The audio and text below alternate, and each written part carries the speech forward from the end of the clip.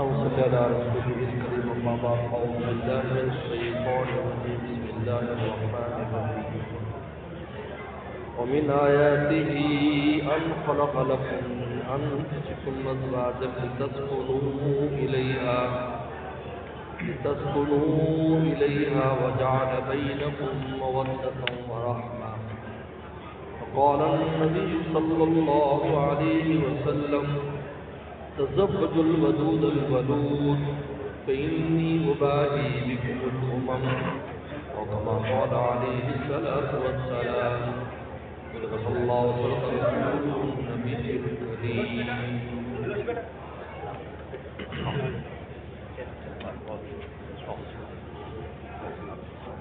میرے محترم بزرگوں دوستوں اور میری ماں بہنوں بیٹیوں،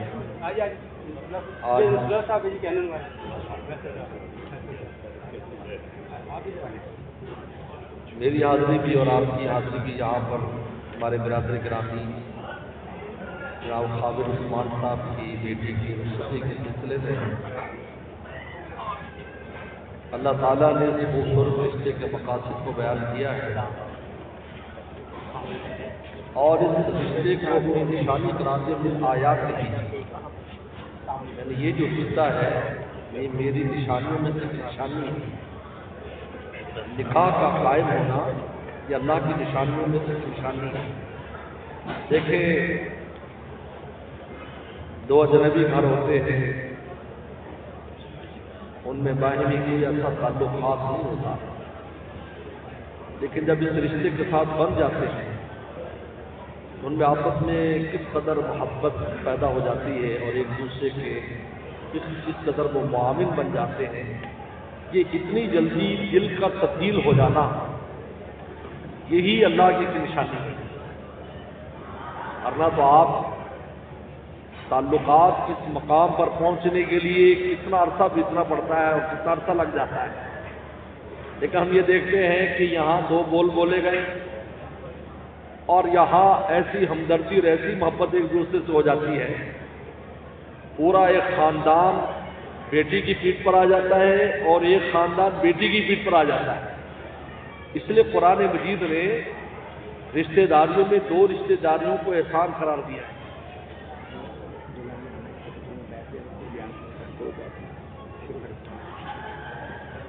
دو رشتوں کو بیان کیا ہے. انسان کی پیدائش کے بعد دو رشتوں کو بطور احسان کے بیان کیا ہے. اللہ تعالیٰ نے فرمایا کہ اللہ نے پانی سے اور مٹی سے انسان کو پیدا کیا ہے، وَجَعَلَهُ نَسَبًا وَصِهْرًا. اس کے دو رشتہ داریاں بنائی، ایک نسبی رشتہ وصہرا اور ایک سسرالی رشتہ. یہ احسان کے طور پر بیان کیا کہ یہ میرا احسان ہے کہ میں نے تمہارے نسبی رشتے بنائے. اس طرح کہ انسان ایک ایسی مخلوق ہے جو اکیلے نہیں رہ سکتی. انسان انسیت سے یہ اگر مل کر رہے گا، کمیونٹی میں رہے گا، اس کی زندگی خوشگوار ہوگی. منقطع ہو کر رہے گا، اس کی زندگی تلخ ہوگی. اس لیے اللہ تعالیٰ نے حقوق رکھ دیے، ان حقوق میں بند دیا ہے. وَجَعَلَهُ نَسَبًا، نسبی رشتہ داریوں میں بندھا ہوا ہے، وَصِہْرًا، سسرالی رشتہ داریوں بندھا ہوا ہے. تو بطور احسان کہ اللہ نے ان دونوں رشتوں کو بیان کیا، نسبی اور سہری. اس لیے پیغمبر صلی اللہ علیہ وسلم نے حضرات صحابہ اکرام کی تعریف کرتے یہی کہا کہ اللہ نے ان صحابہ کو منتخب کیا، وَجَعَلَهُمْ أَصْحَابِي وَأَصْحَارِي، ان کو میرے صحابہ بھی بنایا اور میرے رشتہ دار بھی بنایا، سسرالی رشتہ دار. چنانچہ پیغمبر صلی اللہ علیہ وسلم کی بہت سے خاندانوں کے اندر رشتہ داریاں تھیں. آپ کی ازواج مطہرات کی طرف سے بھی، آپ کی بیٹیوں کی طرف سے بھی رشتہ داریاں تھیں.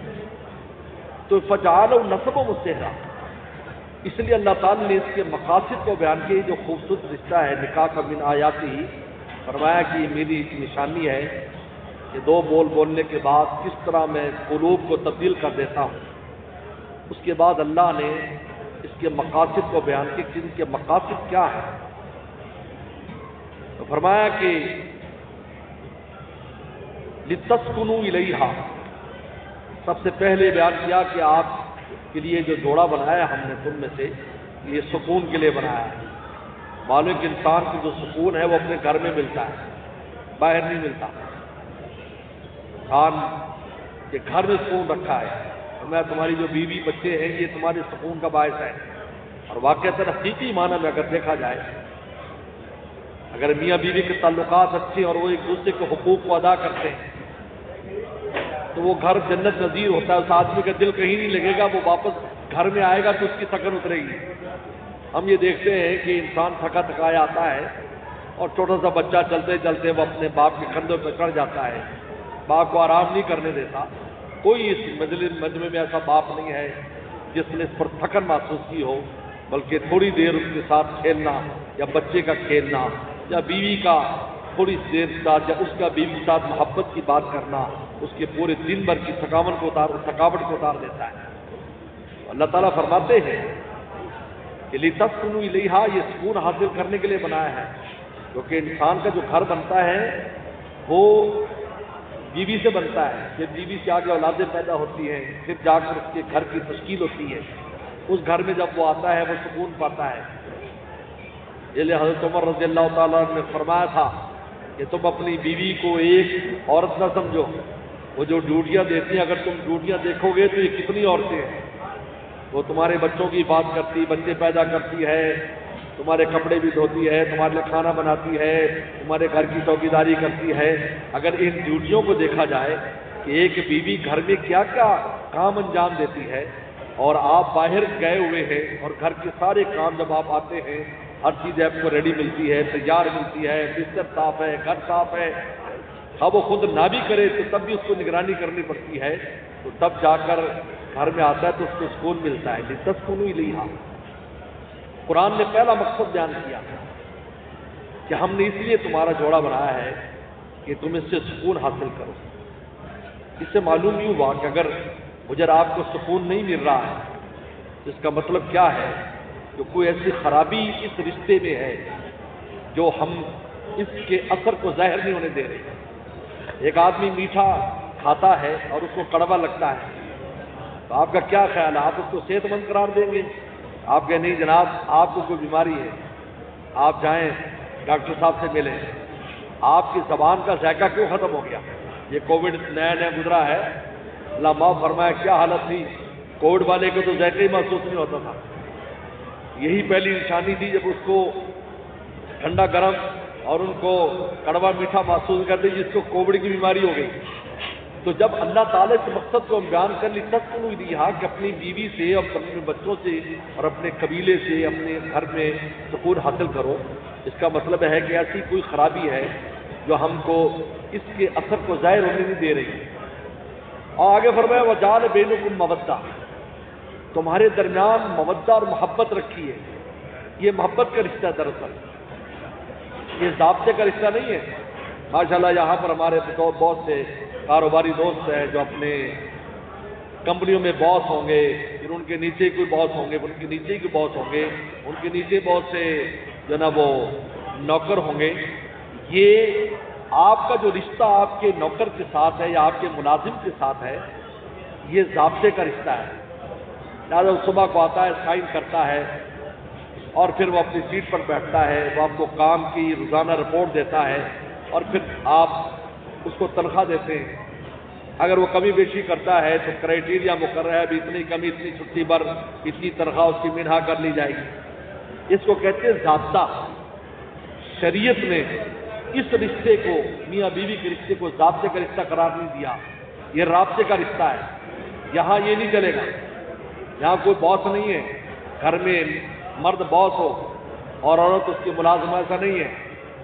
میں اور آپ ہمیشہ کہتے ہیں، میں گاؤں دیہات میں جاتا ہوں کیونکہ جہالت کی وجہ سے لوگ ان حقوق کو بالکل نہیں سمجھتے، تو میں ایک بات آسانی سے ان کو سمجھاتا ہوں کہ بھائی ہر بندہ کہتا ہے کہ یہ میاں بیوی گاڑی کے دو پہیے، لیکن تم خود تو ٹریکٹر کا پہیہ بن جاتے ہو اور بیوی کو جو ہے نا موٹر سائیکل کا پہیہ بنا دیتے ہو، پھر کہتا ہماری گاڑی صحیح نہیں چلتی، تو گاڑی کیسے صحیح چلے گی؟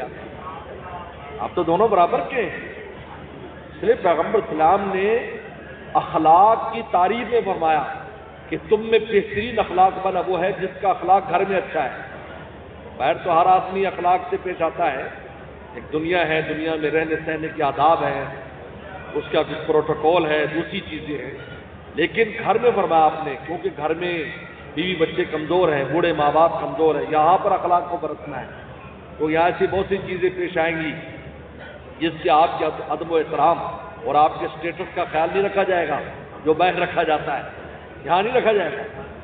آپ کے ماں باپ آپ کو اسٹیٹس کا خیال نہیں رکھیں گے جو باہر آپ کو ملتا ہے، آپ کی بیوی وہ خیال نہیں رکھے گی جو آپ کو باہر ملتا ہے۔ نے فرمایا کہ تم میں سب سے اچھے اخلاق والا وہ ہے، فرمایا کہ جو اپنے گھر والوں کے ساتھ اچھے اخلاق والا ہے، نے فرمایا۔ تو اس کو محبت کا رشتہ قرار دیا کہ یہ ایک محبت کا رشتہ ہے، یہ رابطے کا رشتہ ہے۔ جب انسان محبت کا رشتہ ہوتا ہے تو محبت کے رشتے کا نتیجہ قرآن نے خود بیان کیا، ورحمہ جعل بینکم مودۃ ورحمہ، یعنی مودہ کا نتیجہ رحمت ہے۔ رحمت کسے کہا جاتا ہے؟ کہ خطاؤں سے درگزر کرنا اور اپنے افضال اور انعامات کو جاری رکھنا۔ اللہ ہم پر رحمت کرتے ہیں، کیوں؟ ہماری کتنی کوتاہیاں ہیں اللہ تعالیٰ کے حق میں، بے شمار ہم کوتاہیاں، ہماری تو عبادت کے اندر بھی کوتاہی ہے۔ ایک اللہ والے تھے، عبادت کے بعد وہ جب مسجد سے نکلتے، بہت بڑے تابعی ہیں، حضرت سلمی عطا سلمی رحمۃ اللہ علیہ، تو ایسے لگتا ہے جیسے چوری کر کے آ رہے ہیں، چہرے پہ ایسی شرمندگی ہوتی۔ تو کچھ دن ایک آدمی نے پہچانا، شاگردوں نے پہچانا تو عرض کیا، حضرت آپ اس طریقے پر باہر آتے ہیں کہ جیسے آپ کو گناہ کر لیا، آپ نے اب تو نماز پڑھ کے آئے۔ فرمایا کہ میں اپنی نماز کو دیکھتا ہوں اور اللہ کی عظمت کو دیکھتا ہوں تو میں شرم سے ڈوب جاتا ہوں کہ تو نے کیا پیش کیا۔ انا للہ و انا الیہ راجعون، اللہ کے دربار میں تو نے کیا پیش کیا ہے۔ اسی وجہ سے پیغمبر صلی اللہ علیہ وسلم نے نماز کے بعد 3 بار استغفار کو سنت قرار دیا ہے، استغفر اللہ استغفر اللہ استغفر اللہ۔ کیوں؟ اس لیے کہ ہم استغفار کر کے بتاتے اللہ ہم اس نماز سے آپ کی عظمت کا حق ادا نہیں کر سکے، ہم معافی چاہتے ہیں آپ سے۔ اس لیے 3 بار استغفار سنت ہے کہ آپ اس پر بھی تو گناہ تو پھر گناہ ہے، نافرمانی تو نافرمانی ہے، لیکن اللہ تعالیٰ اس کے باوجود بھی، حضرت عبداللہ بن عباس رضی اللہ عنہ فرماتے ہیں پیغمبر السلام کے چچا زاد بھائی کہ اللہ تعالیٰ باوجود اس کے کہ بندہ گناہ میں مبتلا ہے، اللہ کی نافرمانی کر رہا ہے، نہ اس کی روٹی بند کرتے ہیں، نہ اس کی ہوا بند کرتے ہیں، نہ پانی بند کرتے ہیں، اور نہ چاہے تو ایک لمحہ لگے ہوا بند کر دیں۔ پہلے تو آکسیجن کی ہمیں اتنی اہمیت نہیں تھی، لیکن کووڈ کے بعد پتہ چلا کہ ہم اللہ کی کتنی آکسیجن جو ہے نا، جب سلنڈر نہیں ملتے تھے اور لوگ پریشان پھرتے تھے، کہ اللہ تعالیٰ نے ہمارے لیے آکسیجن کا خزانہ مفت رکھا ہے، مفت میں ہم پتہ نہیں کتنی آکسیجن، کتنے سلنڈر زندگی کے اندر سونگ جاتے ہیں اور اس سے فائدہ اٹھا لیتے ہیں۔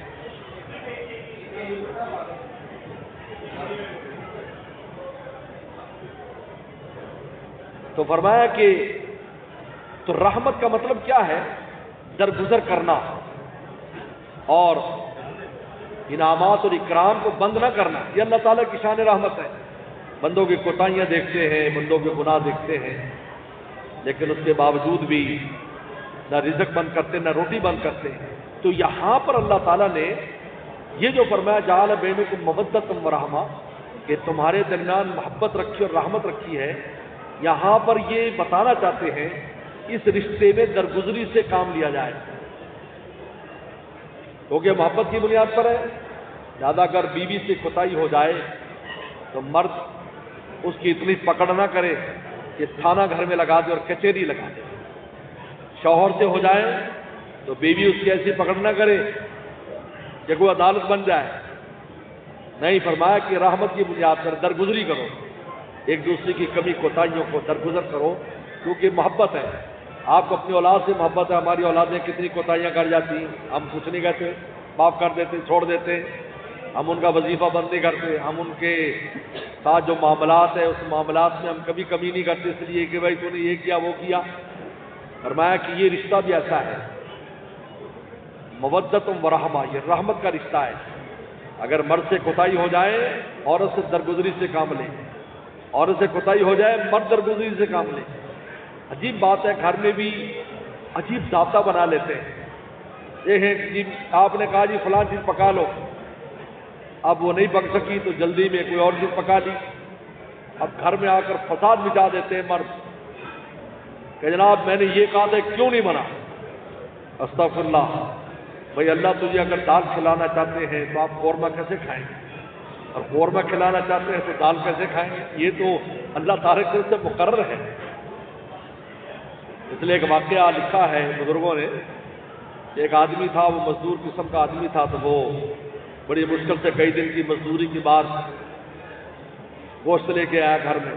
تو ان کی جو اہلیہ تھی وہ بیچاری گاؤں سے وہ بھی آئی تھی، ان کے گھر میں کبھی گوشت پکا ہی نہیں، وہ گوشت خراب ہو گیا۔ تو مرد کو بہت غصہ آیا، ایک دفعہ تو دل چاہا کہ بھائی اس کے دو چار لگاؤں، لیکن پھر اس نے دلی میں رکھ لی اور یہ سوچا کہ میری بیٹی بھی اگر کسی کے گھر ہوتی اور اس سے کوتاہی ہوتی تو میں باپ بھی یہ چاہتا کہ اس کا شوہر اس کو معاف کر دے۔ تو یہاں بھی اس نے یہی معاملہ کیا، دل میں اس کو معاف کر دیا اور کچھ نہیں کہا، خاموش اختیار کیا۔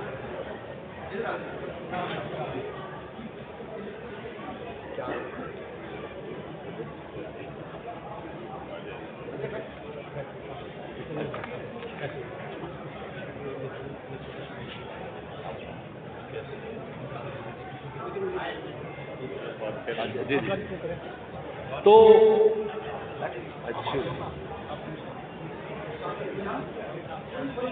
اب جب اس نے اس کو معاف کر دیا پھر کچھ عرصے کے بعد اس کا انتقال ہو گیا، تو کسی محلے دار نے اس کو خواب میں دیکھا کہ بڑی اچھی حالت میں، اس سے پوچھا بھائی اتنی اچھی حالت میں یہ کیسے نصیب ہوئی؟ کہا کہ مرنے کے بعد اللہ تعالیٰ کے دربار میں مجھے پیش کیا گیا تو اللہ تعالیٰ نے فرمایا کہ تو بندہ ہو کر میری بندی کو معاف کر سکتا ہے، میں اللہ ہو کر تجھے معاف نہیں کر سکتا۔ ایک تھوڑی سی کوتاہی کی معافی پر آخرت میں معافی کی سبیل بن گئی۔ جیسے ایک کسی کو ڈانٹ رہا تھا نا ایک آدمی اپنے نوکر کو، میں کب تک تجھے معاف کرتا رہوں، کب تک معاف کرتا رہوں؟ بلکہ یہ واقعہ حضرت مولانا زکریا رحمۃ اللہ علیہ کا ہے۔ جب وہ جوان تھے تو ان کا ایک خادم تھا تو وہ بار بار کوتاہی کرتا تھا، میں کب تک تجھے بھگتتا رہوں اور تجھے معاف کرتا رہوں؟ تو حضرت مولانا الیاس صاحب رحمۃ اللہ علیہ بانی تبلیغی جماعت وہ پیچھے سے کھڑے تھے، ان کے تایا جان ہیں، انہوں نے کہا کہ بیٹے جتنا آگے معاف کرانا ہے اتنا ہی تو دنیا میں معاف کرنا ہے۔ تو اللہ تعالیٰ نے اس رشتے کو یعنی تین خوبصورت جو ہے نا الفاظ اس کو تعبیر کی، تسکنوا الیہا سکون حاصل کرو، مودہ محبت کا رشتہ، ورحمہ ایک دوسرے سے درگزری کا رشتہ ہے۔ اللہ تعالیٰ مجھے آپ کو عمل کی توفیق عطا فرمائے۔ وآخر دعوانا ان الحمد للہ۔ جی